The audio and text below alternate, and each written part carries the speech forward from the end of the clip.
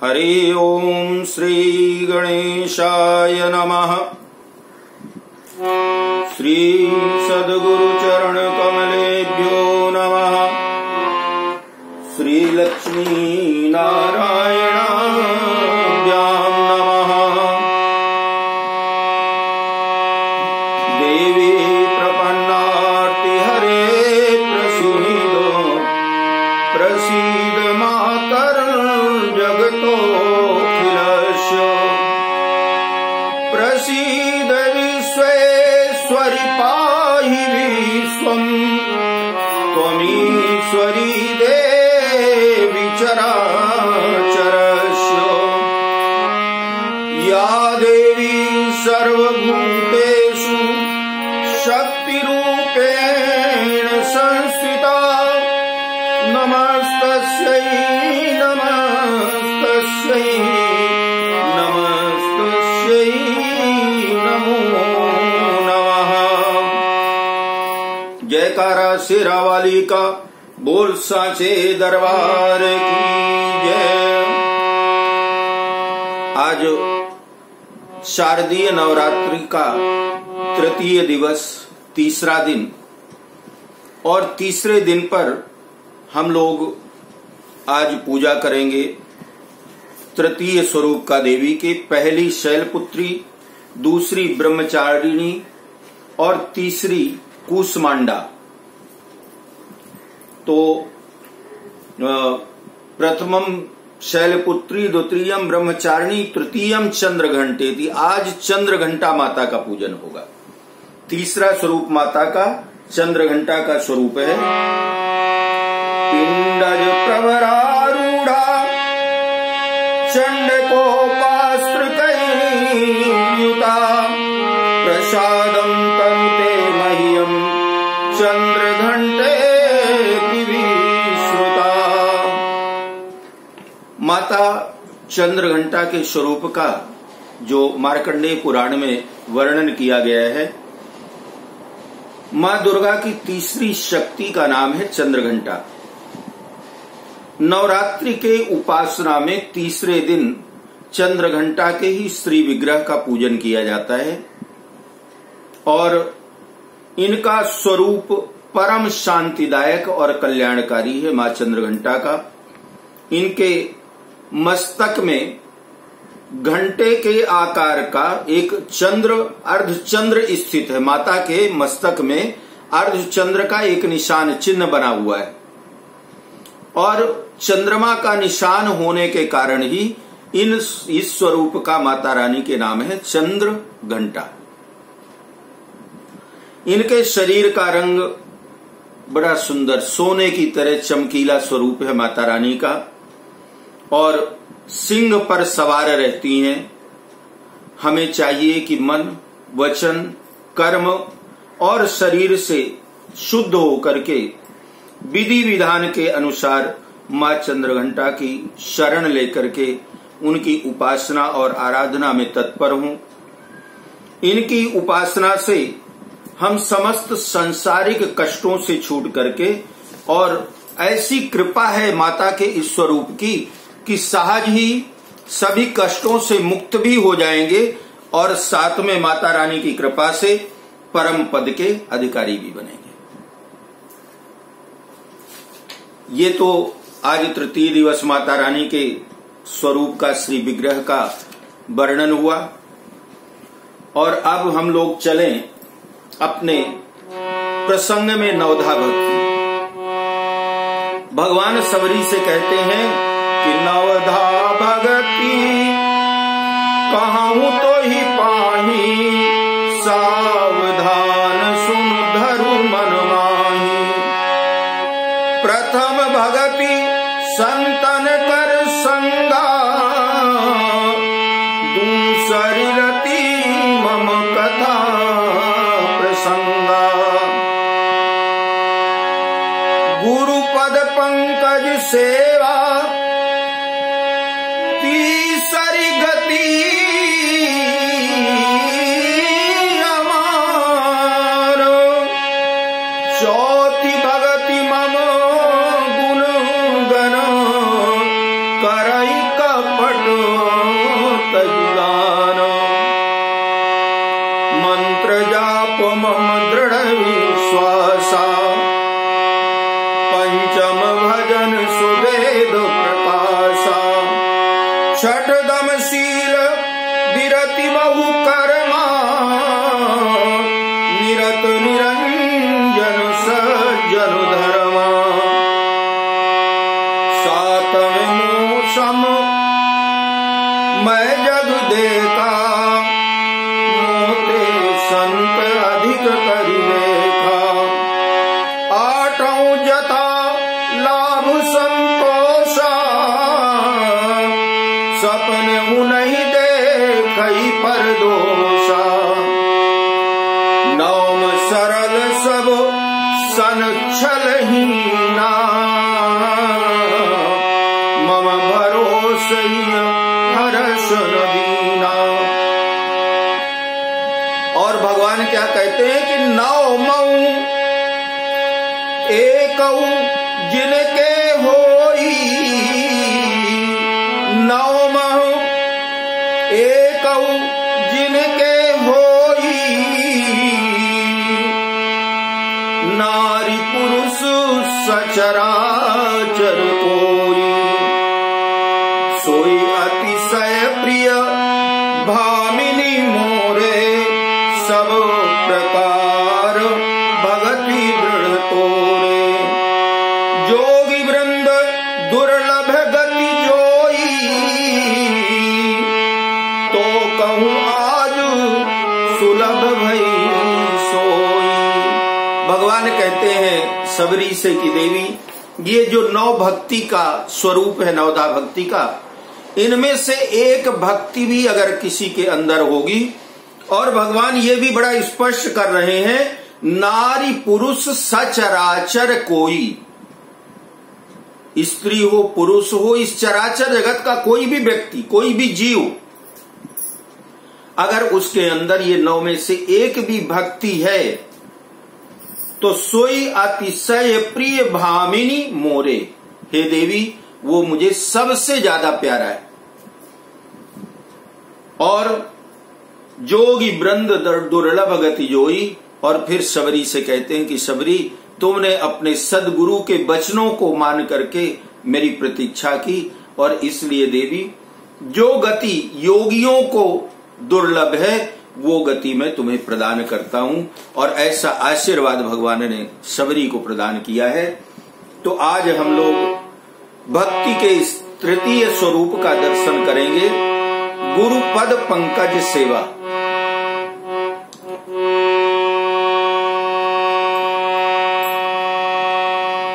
हरि ओम श्री सद्गुरु चरण कमलेभ्यो नमः।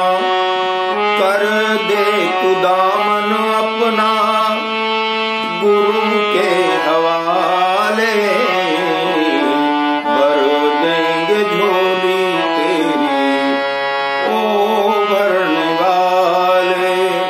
कर दे तू दामन अपना गुरु के हवाले भर देंगे झोली तेरी ओ भरने वाले।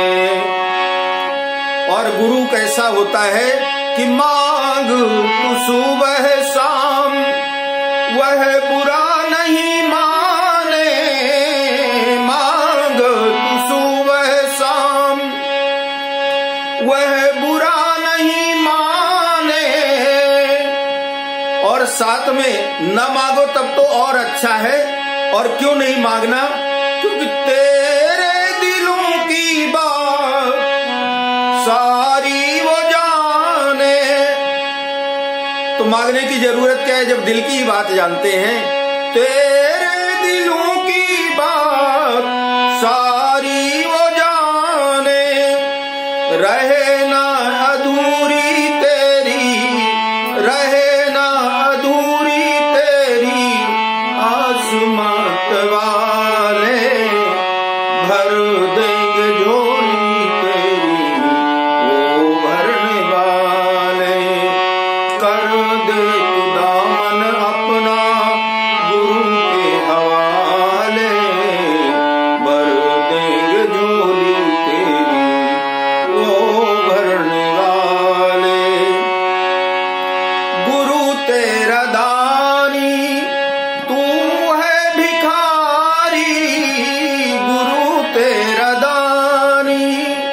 अर्थात गुरु की शरण में जाकर के कभी भी अपने धन का मद, अपने रूप, वाणी और गुणों का अहंकार गुरु के समक्ष नहीं होना चाहिए।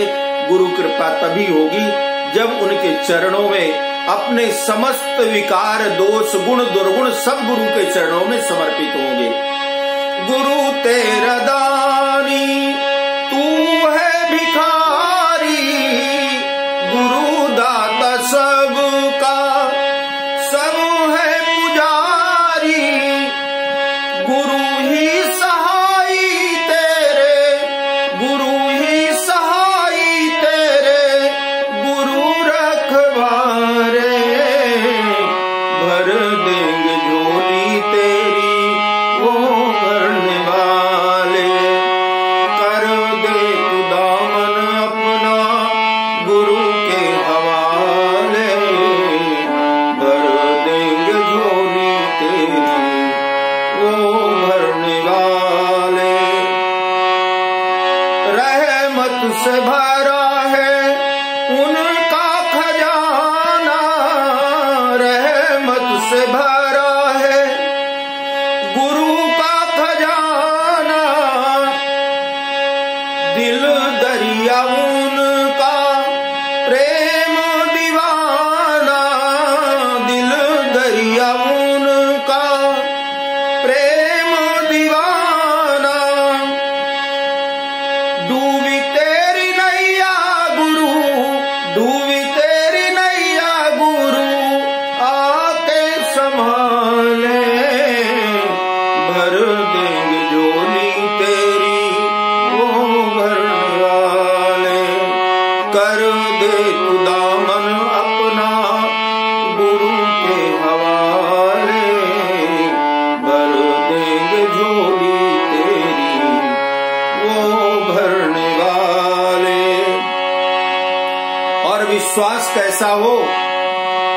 करके भरोसा छोड़ जग का सहारा, करके भरोसा छोड़ जग का सहारा, गले से लगाएगा तुझे सतगुरु प्यारा, गले से लगाएगा तुझे सतगुरु प्यारा, सोई तकदीर चांद, सोई तकदीर चांद गुरु से बनवा ले, भर देंगे झोली तेरी वो भरने वाले, कर दे तू दामन अपना गुरु के हवाले, भर देंगे झोली तेरी वो भरने वाले, कर दे तू दामन अपना गुरु के हवाले, भर देंगे झोली तेरी वो भरने वाले। आज हम लोग सदगुरु की महिमा का नवदा भक्ति में प्रसंग श्रवण करेंगे। गुरुपद पंकज सेवा तीसरी गति अमान, ये तीसरी भक्ति है। भगवान, जैसे भगवान ने गीता का ज्ञान अर्जुन को दिया था, उसी प्रकार इस नवदा भक्ति का ज्ञान भी भगवान ने शबरी को दिया है। और गुरु के वचनों के पालन का महात्म्य कितना बड़ा है, इसका एक छोटा सा दृष्टांत सुनाता हूं। एक पंडित जी थे, बड़े आलसी, और ऐसे आलसी कि उनके जो पिताजी के शिष्य लोग थे, उनके यहां से भोजन प्रसाद सीधा वस्त्र सब कुछ आ जाए तो पंडित जी सोचे काम करना क्या है, पड़े रहो। पंडितानी भोजन बना दे और पंडित जी अपना खूब खाएं पिएं और चारपाई में लेटे रहें। एक कन्या थी, एक बेटी थी उनके। पत्नी कभी कभी डरते डरते बोला करे, महाराज यजमानों के यहाँ चले जाया करो, कुछ कथा पूजा करवा के आया करो, कुछ दान दक्षिणा मिलेगा। पंडित जी बोले अच्छा ये बता, भोजन प्रसाद और कपड़ा मिल रहा है ना? बोले वो तो ठीक है, लेकिन बेटी का ब्याह करना होगा, तब क्या होगा? बोले तब क्या होगा, बेटी का ब्याह करेंगे, बड़े अच्छे धूमधाम से करेंगे। तो पत्नी बोलती है महाराज भोजन तो मिल जाता है, लेकिन धूमधाम से करोगे, कहां से आएगा धन?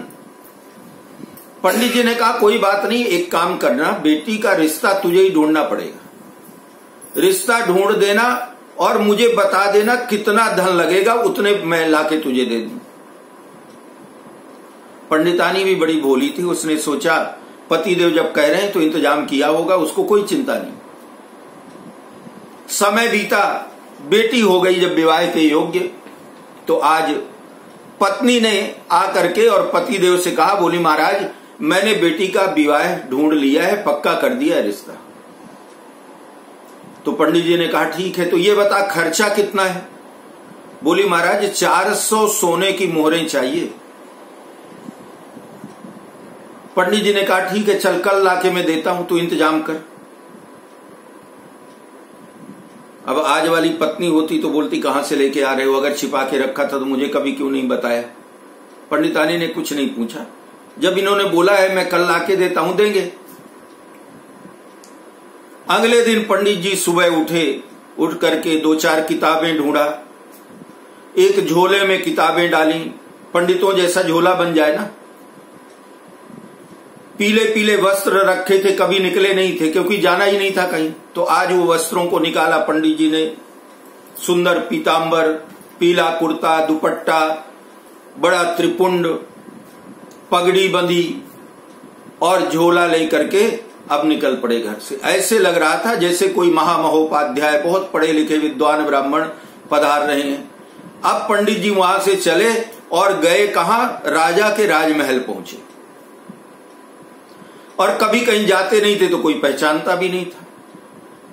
राजमहल के दरवाजे में गए, द्वारपाल ने पूछा महाराज कहां से पधारे, कहां जाना है? पंडित जी ने कहा देख भाई मैं आया हूं बनारस से, और मैंने सुना कि ये राजा बड़े धर्मात्मा राजा है, प्रजा का बहुत अच्छे से पालन करते हैं, तो इसीलिए राजा के ऊपर दया करके मैं राजा को तुम्हारे कुछ ज्ञान देने के लिए बनारस से आया हूं। तो राजा को बता दो कि एक बड़े संत विद्वान ब्राह्मण आए हैं और आपसे मिलना चाहते हैं। द्वारपाल ने जाकर के संदेशा दे दिया। राजा ने कहा ठीक है, जब बड़े विद्वान आए हैं तो बुलाओ उनको। पंडित जी गए अंदर, सब लोग खड़े हो गए। रूप रंग इतना सुंदर बनाया था, और कहते भी हैं कि कलयुग में रूप रंग की ही ज्यादा पूजा होती है। अब सजे बजे पंडित जी गए, सबने प्रणाम किया, पंडित जी को बड़े सुंदर आसन में राजा ने बिठाया। पंडित जी ने कहा देखो राजन, मेरे पास इतना ज्यादा समय नहीं है, मैं भगवान की सेवा आराधना पूजा में लगा रहता हूं। मैंने तो आपकी चर्चा सुनी कि आप प्रजा के बड़े प्रिय राजा हैं, अपनी प्रजा का बहुत अपनी संतान की तरह पालन करते हैं, तो मेरी इच्छा हुई कि मेरे पास कुछ ज्ञान है, वो ज्ञान मैं आपको दे दूं जिससे आपका कल्याण हो। राजा ने कहा महाराज बड़ी कृपा आपकी, तो आप आदेश करिए, यहीं पर ज्ञान देंगे कि कहीं एकांत में बैठ करके देंगे, मंदिर में बैठ करके देंगे? पंडित जी ने कहा नहीं राजन, मैं ये चाहता हूं कि आपके साथ साथ इस ज्ञान को आपकी प्रजा भी ग्रहण करे। जो लोग यहां दरबार में बैठे हैं, मंत्री और आपके जो भी सभासदगण हैं, सबको ये ज्ञान प्राप्त हो। राजा ने कहा तो ठीक है महाराज बताइए। बोले ऐसे नहीं राजन, बिना दक्षिणा के कभी ब्राह्मण से, गुरु से कुछ ज्ञान नहीं लेना चाहिए। राजा ने कहा ठीक है महाराज, तो बोलो क्या दक्षिणा दूं? पंडित जी ने कहा कि राजन मेरे पास 4 ज्ञान के सूत्र हैं, बातें 4 सूत्र हैं राजन ज्ञान के, और एक सूत्र की कीमत 100 सोने की मोहरें हैं। अगर लेना है तो बताओ। राजा ने कहा ठीक है महाराज बताइए, पहला ज्ञान दीजिए, पहला सूत्र बताइए। पंडित जी ने कहा राजन दक्षिणा एडवांस में, पहले 100 मोहरें दे दीजिए, फिर मैं बताता हूं। राजा ने कहा कोषाध्यक्ष को, अपने कैशियर को, भाई ला 100 मोहरें दे।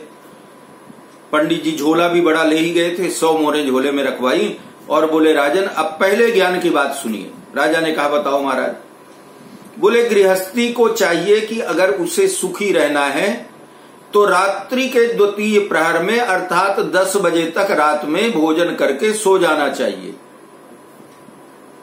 तो राजा ने कहा और? बोले राजन बस ये पहला सूत्र यही था ज्ञान का, हो गया।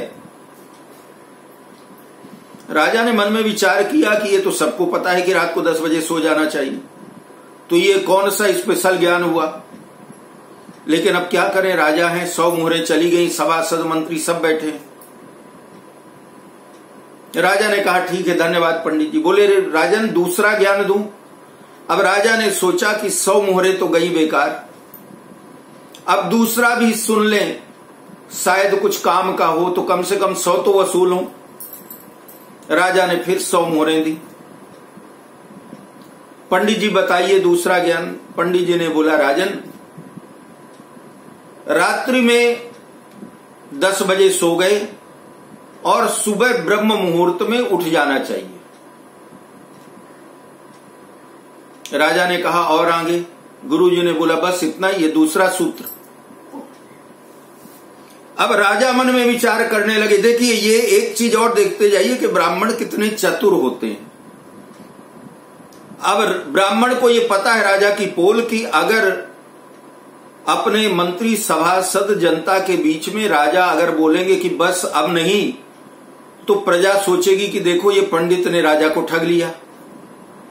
तो राजा को अपनी इज्जत अगर बचानी है तो मेरी सारी बात सुनेगा, ये राज पंडित को पता है।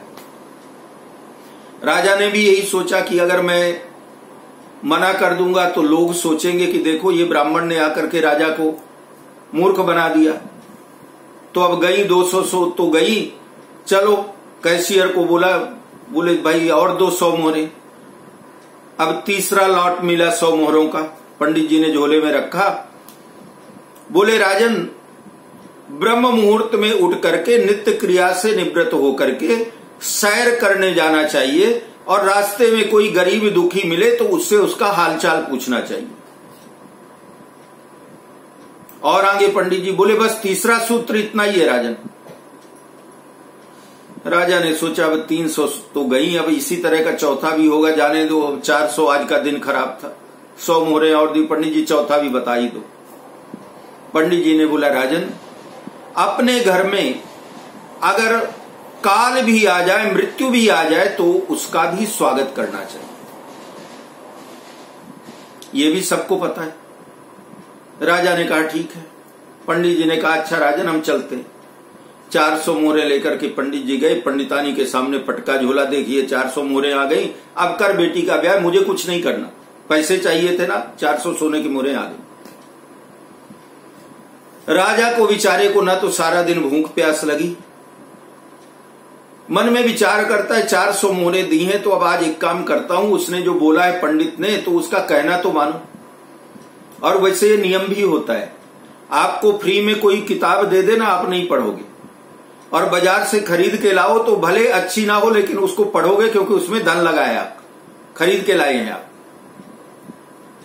राजा की 400 सोने की मोहरें लगी थी, तो राजा तो आज रोज नहीं सोते थे, आज 10 बजे ही सो गए। अब वसूल जो करना है वो 400। सवेरा हुआ, 4 बजे उठ गए ब्रह्म मुहूर्त में राजा। पंडित जी ने बोला था सैर करने जाना, सैर करने भी चले गए, रोज नहीं जाते थे, आज गए अकेले ही। रास्ते में देखा एक आदमी बैठा है, मैले कुचैले कपड़े पहने, बड़ा गरीब सा दरिद्र सा। राजा उसके पास बैठ गए, भाई कौन है? और राजा भी राजा बन करके गए नहीं थे। तो जब उससे पूछा कौन है भाई, तो उसने बोला कि मैं यमराज का दूत हूं काल, यहां क्यों आया? उसने बोला इस राज्य के जो राजा हैं तो आज उनकी दोपहर में मृत्यु होने वाली है, तो उन्हीं का घर दरवाजा देखने आया हूं कि किसी गलती से किसी और को नहीं ले जाऊं, मैं ही आने वाला हूं प्राण लेने राजा के। तो राजा ने पूछा तो राजा के प्राण कैसे लोगे? तो उसने बोला मैं नाग बन करके आऊंगा, राजा को डसूंगा, राजा मर जाएगा, प्राण लेके चला जाऊंगा। अब राजा उठ करके चले गए। थोड़ी देर में लौट करके राजमहल में आई, सोचने लगे राजा तो मैं ही और मैं ही मरने वाला हूं। तो जब मरना ही है, अब राजा को यह ध्यान में आया कि देखो मैंने उस ब्राह्मण की अगर बातें न मानी होती तो मुझे ये कैसे पता चलता कि मैं आज मरने वाला। तो जब मैंने 3 बातें मानी और तीनों से मुझे लाभ हुआ, तो चौथा उस ब्राह्मण ने कहा था कि घर में काल भी आए उसका भी सत्कार करो, स्वागत करो। तो जब वो नाग बन करके डसने आने वाला ही है तो मृत्यु से तो कोई नहीं जीत सकता, वो तो मुझे डसेगा ही। तो राजा ने क्या किया, अपने दरवाजे से लेकर के और बाहर ही महल के बाहर अपनी एक कुर्सी लगवाई, वहां तक फूल बिछवा दिए कि नाग बनकर के काल आएगा उसको कोई कष्ट ना। और राजा खुले में अपना आसन लगा करके बैठ गए। राजा चाहते तो छिपने का प्रयास करते, झाड़ने फूकने वाले बुलाते, लेकिन राजा को यह पता है कि काल से मृत्यु से कोई नहीं बचता, चाहे जितना उपाय कर लो। समय हुआ, वही जो सुबह बन करके दरिद्र रूप में मिला था राजा को, वही यमदूत नाग बन करके और दरवाजे से प्रवेश करता है। राजा को डसने के लिए जब आ रहा है आगे, नाग ने देखा कि सामने ये तो वही व्यक्ति बैठा है जिसको मैंने सुबह बताया था कि नाग बन करके डसने आऊंगा। यमदूत मन में विचार करता है नाग के रूप में कि सच में ये राजा कितना धर्मात्मा है। इसको ये पता है कि नाग के रूप में मैं डसने आऊंगा, तो देखो ये मेरे लिए बाहर आकर के बैठ गया कि मुझे ढूंढना नहीं पड़े। मेरे लिए फूल बिछवा दिए, ना कोई मेरे मारने का इंतजाम है कि नाग आएगा तो मारेंगे पकड़ेंगे, कोई झाड़ फूंक वाला किसी को नहीं, कुछ नहीं। तो राजा इतना धार्मिक सात्विक राजा, ऐसे राजा को नहीं मरना चाहिए। यमदूत वापस लौट गया और यमराज के पास जाकर के कहता है, प्रभु आपने जिस राजा को मारने के लिए मुझे भेजा था, महाराज बहुत धर्मात्मा राजा हैं, उनके बदले में कोई और दूसरा पापी बताइए, मैं उसे लेकर के आता हूं, या तो राजा को जो भोग भोगने हैं वो भोग महाराज मुझे दे दीजिए, लेकिन उस राजा के प्राण इतना जल्दी नहीं लाना, क्योंकि धर्मात्मा राजा है और ऐसे धर्मात्मा राजा अपनी प्रजा का कल्याण करते हैं। यमराज ने कहा ठीक है, अगर तुम्हारी इच्छा है तो चलो राजा को अभय दान देते हैं। राजा मृत्यु से बच गए। ये दृष्टांत का महात्म्य क्या है कि वो पंडित कोई ज्ञानी नहीं थे, लेकिन राजा ने उन ब्राह्मण के, गुरु रूप ब्राह्मण की वाणी को माना। उनकी बातें जो थी सबको पता है, लेकिन उनकी बातों को माना तो राजा के प्राण बच गए। ये प्रभाव है सदगुरु की वाणी को स्वीकार करके मानने का। क्योंकि जो नाम मंत्र आपको मिलता है, कितने लोगों को तो नाम मंत्र पता भी होता है, लेकिन गुरु के मुख से अगर मिलता है तो वो नाम मंत्र ऐसा हो जाता है, बहुत सागर की नाव है जिसमें चढ़ करके और आप लोकालोकों को पार करते हुए और उस सदगुरु के, उस परमेश्वर के परम दिव्य धाम तक पहुंच जाते हैं। तो भगवान कहते हैं सबरी से कि देवी, सभी मनुष्य, वैसे संसार में भी देखिए सभी मनुष्य कहते हैं कि पानी पीजो छान के और गुरु कीजे जान के, लेकिन आज मेरी ये कोशिश रहेगी कि एक कथा के माध्यम से आपको मैं ये समझा सकूं, ये सिद्ध कर दूं कि यदि गुरु में श्रद्धा है शिष्य की और शिष्य में सच्ची गुरु भक्ति है, तो गुरु चाहे जैसा भी हो उस शिष्य को भगवत प्राप्ति हो ही जाएगी। अर्थात शक्ति गुरु की जरूरी नहीं है, शक्ति भक्त की जरूरी है। गुरु कितना भी विद्वान ज्ञानवान संत विरक्त हो, अगर शिष्य में श्रद्धा नहीं है तो गुरु उस शिष्य का कुछ भी नहीं बना सकते। और अगर शिष्य में श्रद्धा है तो गुरु चाहे जैसा हो, वही गुरु अपने शिष्य का उद्धार कर देंगे। इसीलिए रामचंद्र जी ने, भगवान राघवेंद्र सरकार ने रामायण में सबरी से कहा है कि गुरु पद पंकज सेवा तीसरी भगति अमान। अब आपको इसका एक दृष्टांत सुनाते हैं, कथा सुनाते हैं कि गुरु की भक्ति से कैसे भगवत प्राप्ति होती है। एक राजा थे, राजा की एक कन्या थी, राजकुमारी। राजकुमारी बड़ी सरल थी तो राजकुमारी, लेकिन संतों की तरह स्वभाव उसका। और उसी नगर में एक पंडित जी रहते थे। तो पंडित जी ने राजा से कहा कि महाराज, आपकी बेटी के जो गुण हैं उन गुणों को देख करके मेरी ऐसी इच्छा है कि मैं आपकी बेटी का, राजकुमारी का नाम मैं रखूं।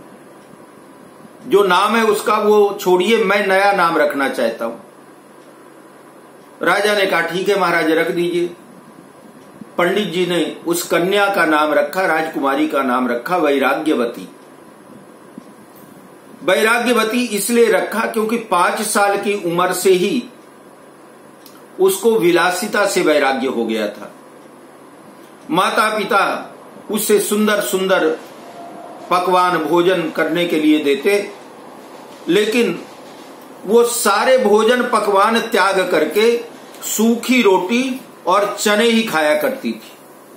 बाकी और व्यंजन पकवान उसको पसंद नहीं थे। बहुमूल्य रेशमी वस्त्रों से सदा घृणा करती थी। मोटे फटे पुराने कपड़े अपने शरीर में लपेटे रहती।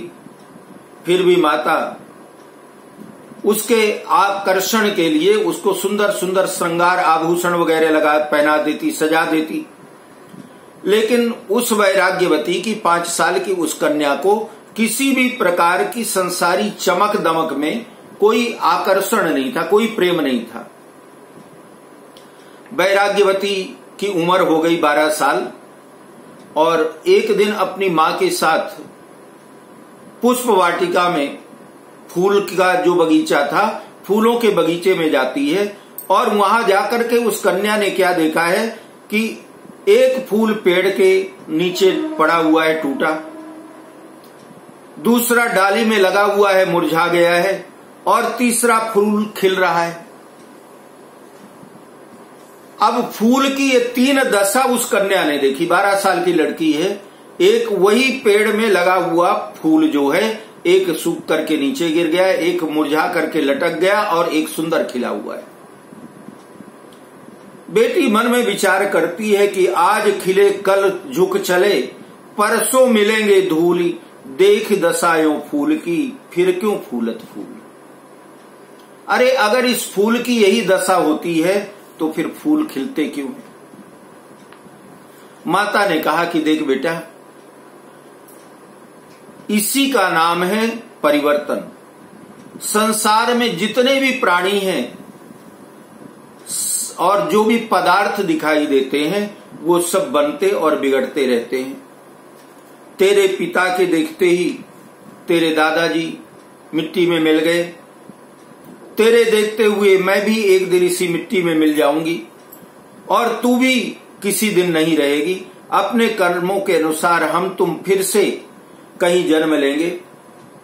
जन्म मरण के चक्कर में पड़े हुए प्राणियों की दशा पर पश्चाताप करती हुई वो वैराग्यवती अपनी माता के साथ लौट करके राजभवन में आ जाती है। और एक दिन सायंकाल का समय था।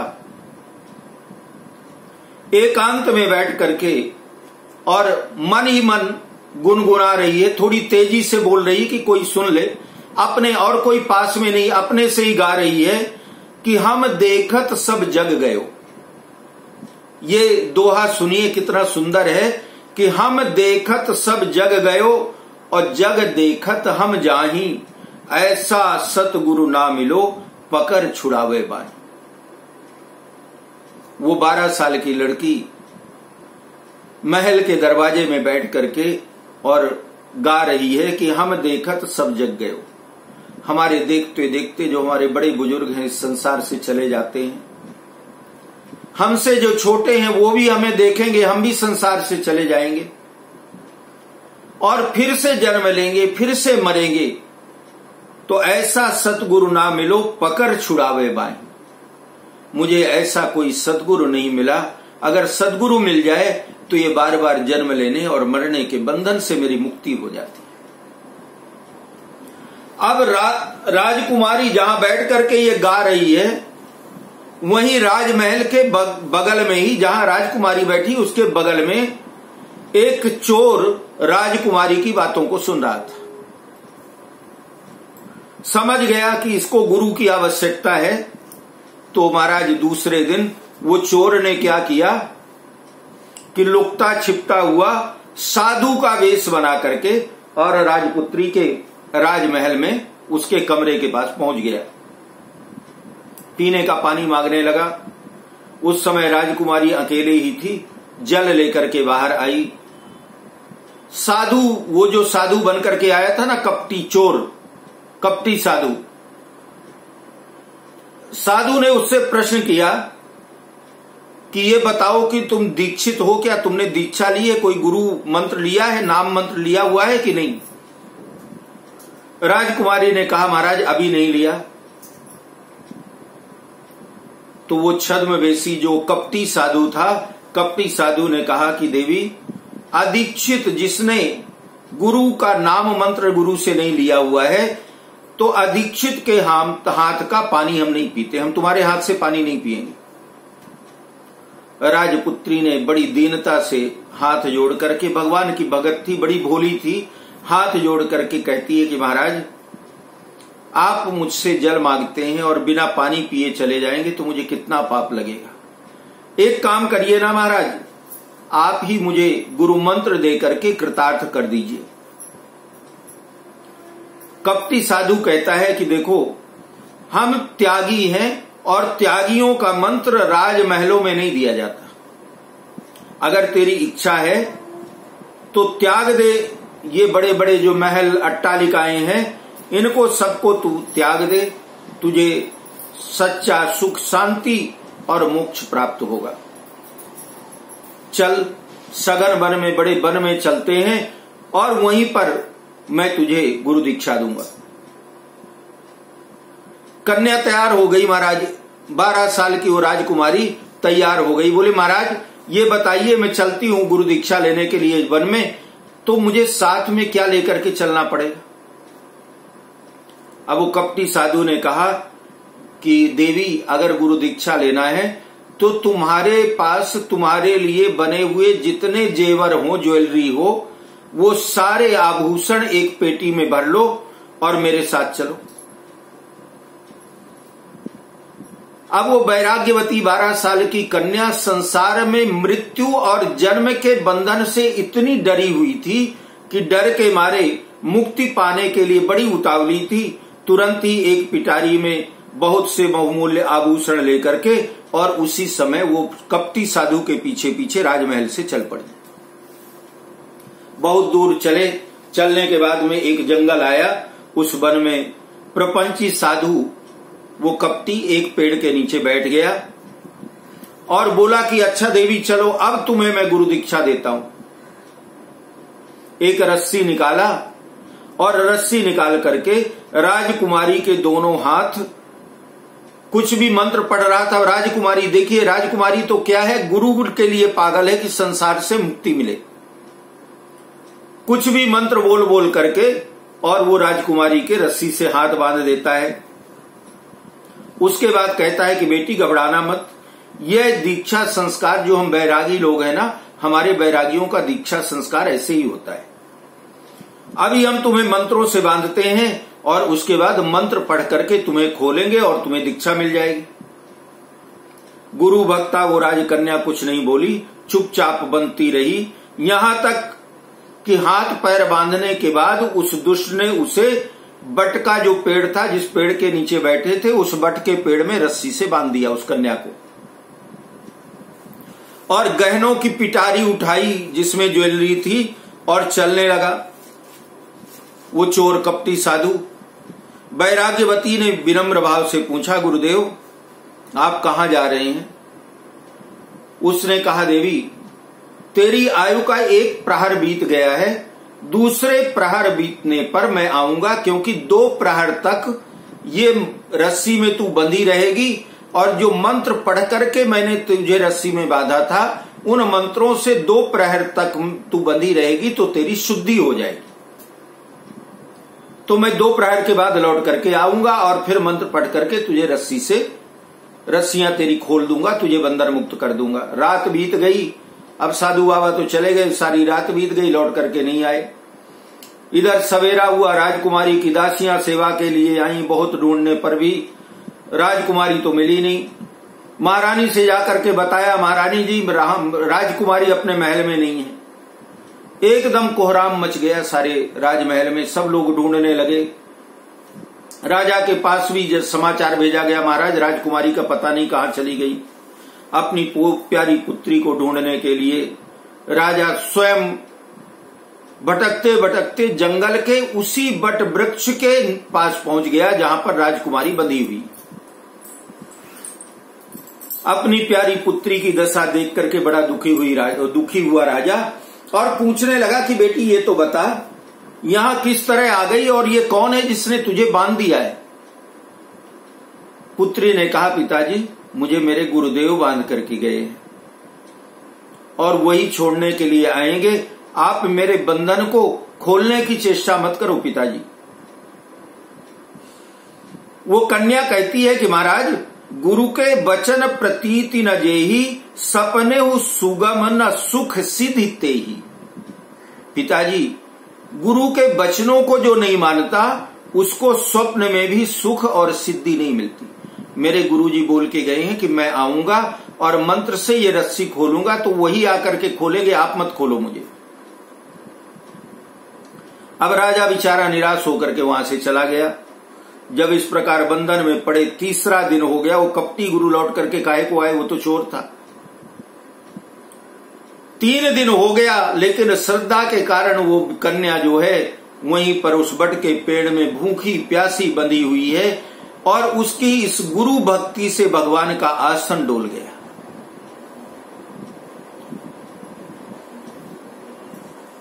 भगवान का आसन डोलने लगा। नारद जी से भगवान ने कहा कि नारद जी मेरा आसन बार बार डोल रहा है, आप जाकर के देखिए कि कौन तपस्या कर रहा है। क्योंकि नारद जी जो हैं हमारे भगवान के सूचना प्रसारण मंत्री हैं, सब जगह का समाचार लेना, सबको समाचार पहुंचाना। अब नारद जी चले, क्षीर सागर से मृत्युलोक में आए। नारद बाबा मृत्युलोक में आकर के इधर उधर ढूंढते ढूंढते और देखा कि एक कृष्णकाय 3 दिन से बिना खाए पिए एकदम सूख गया है शरीर जिसका, ऐसी एक बालिका बट के वृक्ष से बंधी हुई खड़ी है। समझ गए भगवान को संकट में डालने वाली यही वो कन्या है। चलो कोई बात नहीं, इसको तो मैं अभी ठीक किए देता हूं। अरे नारद जी है, नारद जी को ज्ञान है, बड़े ज्ञानी है, और ये संसार की एक कन्या है, इसको तो 2 मिनट लगेगा, ज्ञान दूंगा। नारद जी पहुंच गए, बड़े प्रेम से बोले, बेटी ये बता तुझे कौन बांध गया है, क्या मैं तेरे बंधन खोल सकता हूं? राजकुमारी ने कहा, नहीं महाराज, मुझे मेरे गुरुदेव बांध गए और गुरुदेव ही आकर के मुझे मुक्त करेंगे, आप क्यों कष्ट कर रहे हैं, मुझे बंधी रहने दीजिए। नारद जी ने कहा, अरे पगली, कभी गुरु भी इस तरह कष्ट देते हैं? गुरु कष्ट थोड़ी देते हैं, गुरु तो आनंद देते हैं, सुख देते हैं।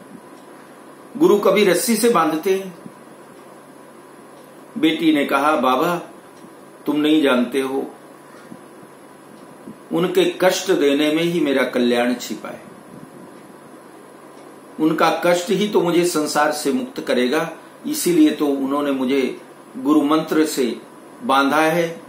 संसार के सारे बंधनों से मुक्ति दिलाने के लिए तो मुझे बांधा है मेरे गुरुजी ने, और मेरे गुरुजी आएंगे, जब खोल देंगे तो मैं मुक्त हो जाऊंगी, और अगर आप खोल दोगे तो मेरे बंधन शेष रह जाएंगे। तो मेरे गुरुजी तो मुझे तभी खोलने को आएंगे जब मेरे सारे बंधन कट जाएंगे। नारद ने पूछा फिर से कि ये बताओ बेटी कि तूने कैसे जाना कि तेरे सारे बंधन छूट गए, मुक्ति मिल जाएगी गुरुजी खोलेंगे तो? वो कन्या कहती कि महाराज गुरु कुम्हार घट शिष्य है, गढ़ काढ़त खोट, भीतर कर अवलंब दे बाहर मारत चोट। कितनी सुंदर बात वो कन्या कहती है कि महाराज, कुम्हार जब घड़े को बनाता है तो अंदर से हाथ लगा लेता है कच्चे घड़े में और बाहर से उसमें मारता है उसको सीधा करने के लिए। अंदर से हाथ इसलिए लगा दिए रहता है कि जिससे वो घड़ा टूटे नहीं। और इसी तरह मेरे गुरुजी मुझे रस्सी से बांध करके गए हैं कि जिससे मेरे अंदर के सारे विकार, सारे पाप नष्ट हो जाएं और फिर वो मुझे, नहीं तो अगर कोई कपटी होते तो मेरा गला दबा के मार नहीं डालते मुझे। बेचारे नारद जी का सारा ज्ञान धरा का धरा रह गया। उस कन्या ने माना नहीं और चुपचाप नारद जी चले गए। साकेत बिहारी भगवान के पास जाकर के बोले कि हे दीन दयाल, हे दीनानाथ, एक भोली बालिका को कोई दुष्ट गुरु बन करके बांध करके गया है, कोई और विशेष कारण मुझे नहीं जान पड़ता महाराज। भगवान ने कहा तो आप उसे छोड़ क्यों नहीं आए? नारद जी कहने लगे कि महाराज, मैंने बड़ी कोशिश की उसको समझाने की, लेकिन वो तो मेरी गुरु बन गई महाराज। उल्टा कुम्हार के घड़े का उपदेश मुझे ही देने लगी। जिस धूर्त ने उसे बांधा होगा वह अपने आप क्यों आने लगा? अरे वो बांध के गया है, कुछ उसका धन लेकर के गया होगा, वो क्यों आएगा छोड़ने खोलने के लिए उसको? तो हे प्रभु, अब आप एक काम करो, मेरे बस की तो है नहीं। नारद जी कहते हैं अब आप ही जाओ और उसका उद्धार करो, उस पगली भगत का। भगवान श्याम सुंदर नारद जी के साथ उस राजपुत्री के पास आए और नारद जी ने उससे कहा, बेटी, गुरु लोग शिष्यों को जप, तप, व्रत और दान इत्यादि सिखलाते हैं। कोई रस्सी से, ऐसे तेरे जैसे रस्सी से नहीं बांध जाता कोई गुरु। जप, तप, मख, सम, दम, व्रत, दाना, बिरति, विवेक, जोग, विज्ञाना। तो ये सब जितने भी साधन हैं उनके द्वारा रघुपति पद प्रेमा, भगवान के चरणों में प्रेम बढ़ता है। तो अब देवी देख, भगवान के चरणों में प्रेम जब बढ़ेगा तो मुक्ति मिल जाती है। तो ऐसा कर, वही नंद नंदन परमेश्वर देख तेरे सामने आकर खड़े हैं, तो अब मैं तुझे इस बंधन से छोड़ देता हूं। क्योंकि जब उनके दर्शन हो गए तो संसार के बंधन सारे मुक्त हो जाते हैं और सारे बंधनों से मुक्त कराने के लिए ही प्रभु पधारे हैं तेरे पास। अपने नेत्र खोल बेटा, देख। राजकुमारी ने अपनी आंखें खोली और आंख खोल करके भगवान के दर्शन किए, आनंद मग्न होकर के रोने लगती है और रोते रोते क्या कहती है कि बांधत हैं देव गुरु छोरत प्रतीत यही, रीति यह वाद विवाद नहीं बढ़ाऊंगी, आप करे मोक्ष गुरु बांधे ओ विरोधी भाव, सुन के सो मन में संतोष नहीं पाऊंगी। वो कन्या कहती है कि महाराज, बांधत हैं देव गुरु छोरत प्रतीत यही, रीति यह वाद विवाद नहीं बढ़ाऊंगी। महाराज, संसार में लोग माया मोह के बंधन में पड़ते हैं, भाग्य के कारण माया मोह के बंधन में पड़ जाते हैं और गुरु कभी बंधन में नहीं बांधते। आप करे मोक्ष गुरु बांधे हो विरोधी भाव। महाराज, आप कहते हो कि मेरे गुरु मुझे बांध करके गए हैं और भगवान मोक्ष कराने के लिए आए, तो महाराज मुझे अच्छा नहीं लग रहा। मेरे गुरु मुझे बांध नहीं सकते, वो तो मेरे बंधन मुक्त करने के लिए मुझे बांध करके गए। और वो कन्या फिर से हाथ जोड़ करके निवेदन क्या करती है भगवान से कि दीनहीन नश्वर शरीर के विषाद साथ, नाथ नहीं सनातन मर्याद मिटाऊंगी, आपके कारण सो कृपाल नंद नंदन जू, बाधव गुरुदेव को न बंधन छुड़ाऊंगी। महाराज, आप जगत के पालनहार हो ये नटवर नागर, और मेरे गुरु ने मुझे बांधा है, तो हे नंद नंदन, आप चाहे जब तक मुझे दर्शन देने के लिए खड़े रहिए, चाहे जितना वचन मुझे मुक्ति का दे दीजिए, लेकिन मेरे गुरु कह करके गए हैं कि मैं ही खोलूंगा, तो जब तक मेरे गुरु आकर के मुझे बंधन से मुक्त नहीं करेंगे, मैं ये रस्सी नहीं खोलने दूंगी, मैं ऐसे ही बंधी रहूंगी। भगवान ने कहा, नारद जी अब एक काम और कर दो, आखिरी काम, अब इसके गुरु को कहीं से ढूंढ करके ले आओ। नारद जी ने कहा, भगवान ये बताओ, कहीं चोरों का कोई स्थायी ठिकाना होता है, कोई जगह होती कि मैं वहां से पकड़ के ले आऊं?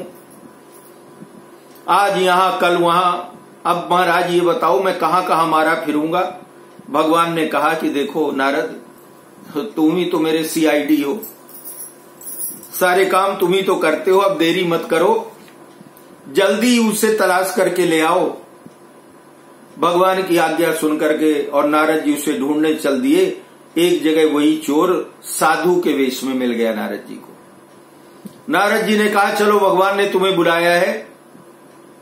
अरे वो बोल उठा, रे नहीं बाबा, मैं नहीं जाने वाला कोई भगवान के पास, किसी और भक्त को बुलाया होगा भगवान ने मुझे, भगवान क्यों बुलाएंगे मुझ चोर को, पापी को? कहते हैं मैं तो चोर हूं। नारद जी ने जोर देकर के कहा, मैं नहीं भूल रहा हूं, मुझे पता है कि तुम चोर हो, लेकिन चलो। नारद जी कहने लगे कि तुम्हारी जो शिष्या है, राजा की पुत्री, राजपुत्री, उसको दर्शन नहीं दे रहे हो तुम, तो ऐसा करो कि अब चलो और चल करके उसका बंधन खोलो, तभी वो बंधन से मुक्त होगी। भगवान दर्शन देने के लिए आए, चलो मेरे साथ। किसी तरह से धक्का धुक्का मार करके नारद जी उस चोर बाबा को, कपटी साधु को लेकर के चले। नकली गुरु नारद जी के साथ आया और जहां इसने भगवान के दर्शन किए, इस नकली साधु के हृदय के सारे पाप नष्ट हो गए, सारी दुर्वासनाएं नष्ट हो गई। भगवान श्याम सुंदर ने मुस्कुराते हुए कहा, पुत्र अपनी इस शिष्या का बंधन खोल दो, इसका दीक्षा संस्कार तुम्हारे द्वारा बड़ा उत्तम हुआ है बेटा, बहुत अच्छी दीक्षा दिए हो इस शिष्या को अपनी। राजकुमारी बंधन मुक्त होकर के देखती है कि एक ओर भगवान खड़े हैं और दूसरी ओर मेरे गुरुदेव खड़े हैं। देखिए भाव उस कन्या के कि नारद जी पकड़ करके ले आए, सारी बातचीत उनके सामने हो रही। नारद जी कह रहे हैं तुम्हारा गुरु नहीं, कपटी है, चोर है, लेकिन उस कन्या के मन का भाव नहीं बिगड़ा, क्योंकि अगर गुरुजी मुझे इस तरह बांध करके नहीं जाते तो आज नारायण मुझे नहीं मिलते। तो जिन गुरु के कारण मुझे नारायण मिले, वो गुरु कैसे, मुझे उससे मतलब नहीं है, मुझे तो नारायण मेरे इन्हीं गुरु के द्वारा प्राप्त हुए। गुरु गोविंद दो खड़े, काके लागों पाए, बलिहारी गुरुदेव की गोविंद दियो मिलाए। गुरु भक्त बेटी पहले जाकर के गुरुदेव के चरणों में प्रणाम करती, भगवान को प्रणाम करने पहले नहीं गई, पहले गुरुदेव के चरणों में जाकर के वंदन करती है, स्पर्श करके चरणों को प्रणाम करती है। भगवान श्याम सुंदर खड़े खड़े मुस्कुरा रहे हैं और नारद बाबा बीणा बजा करके और यही पद गा रहे हैं, गुरुपद पंकज सेवा तीसरी भगत यमान। ये भगवत प्राप्ति का तीसरा साधन, ये दृष्टांत था, एक कथा थी। और ये कथा इसलिए है कि हमें ये कथा के माध्यम से एक ज्ञान मिला कि एक कपटी चोर और वो कन्या कैसी, बिना पढ़ी लिखी, लेकिन उसने अपने गुरु के प्रति विश्वास रखा और गुरु के प्रति विश्वास रखने का फल की भगवान की कृपा उस कन्या पर हो गई और गुरु पर भी हो गई। तो सबरी से भगवान यही कहते हैं कि देवी, मेरा जो नियम है, जो तीसरी भक्ति है मेरी, गुरुपद पंकज सेवा तीसरी भगति अमान। अगर कोई भक्त अपने गुरु के प्रति पूर्ण श्रद्धा रखता है, गुरु के चरणों में समर्पण भाव रखता है, गुरु के वचनों को मानता है, गुरु की निंदा और बुराई नहीं करता, गुरु के बुरे कर्मों को नहीं देखता, केवल अपनी श्रद्धा समर्पित करता है गुरु के चरणों में, तो भगवान कहते हैं कि सबरी, ऐसा जो गुरु का भक्त शिष्य होता है उसको मैं दर्शन दे करके और मैं उसको कृतार्थ कर देता हूं। बोलिए श्री सद्गुरुदेव भगवान की जय।